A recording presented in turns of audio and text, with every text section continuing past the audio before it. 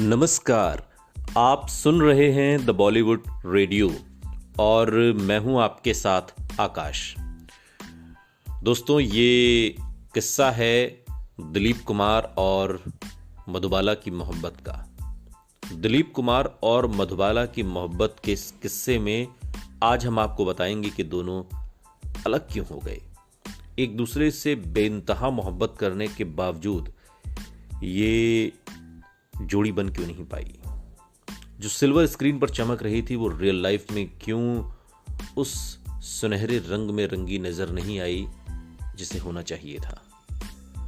दिलीप कुमार और मधुबाला को एक समय में भारतीय फिल्म टेलीविजन की सबसे रोमांटिक जोड़ी कहा जाता था और दोनों एक दूसरे से प्यार भी करते थे।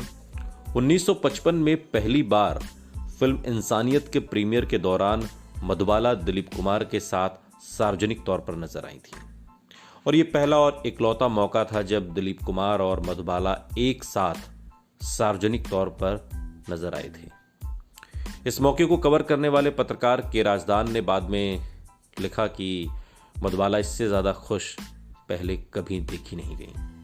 रॉक्सी सिनेमा में हुए इस प्रीमियर में मधुबाला हमेशा दिलीप कुमार की बाह को थामे हुए नजर आती रही।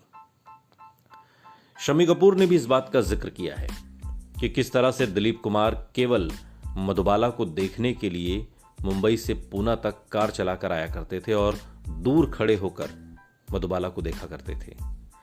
बहरहाल एक आम धारणा यह है कि मधुबाला के पिता नहीं चाहते थे कि मधुबाला और दिलीप कुमार की शादी हो, लेकिन इसको लेकर फिल्मी पत्र पत्रिकाओं में काफी कुछ छपता भी रहा। लेकिन दिलीप कुमार ने अपनी आत्मकथा Dilip Kumar the substance and the shadow में इससे उलट बात लिखी है और जो आपको जाननी चाहिए।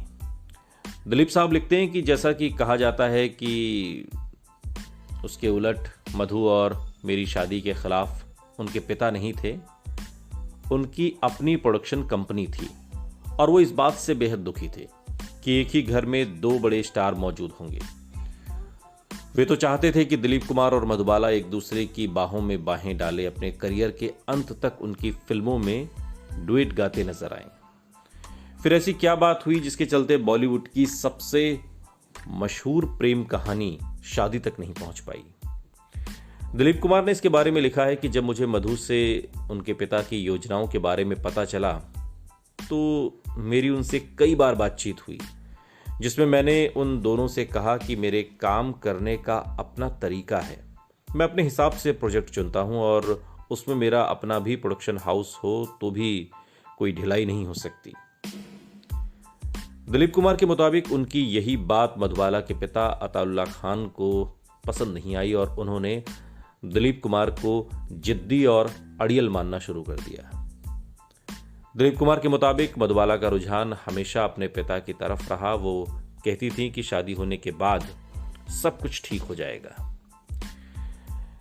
ऐसा भी नहीं था कि दिलीप साहब शादी के लिए तैयार नहीं थे। 1956 में ढाके की मलमल फिल्म की शूटिंग के दौरान एक दिन उन्होंने मधुबाला से कहा भी, काजी इंतजार कर रहे हैं, चलो मेरे घर आज शादी कर लेते हैं। लेकिन उनकी बातों पर मधुबाला रोने लगी।